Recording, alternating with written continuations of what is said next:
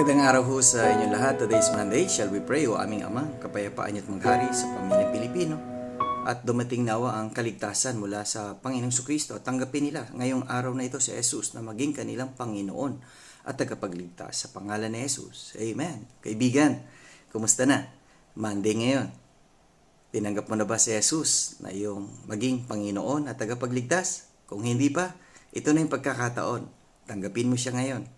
Papasukin mo siya sa iyong puso at aminin mo makasalanan ka at talikdan mo ang iyong mga kasalanan at sumunod sa kanyang kalooban. Sabi nga ng Philippians chapter 4 and verse 19, "But my God shall supply all your need according to His riches in glory by Christ Jesus." Ang Panginoon ang nagpo-provide ng ating pangangailangang espiritual.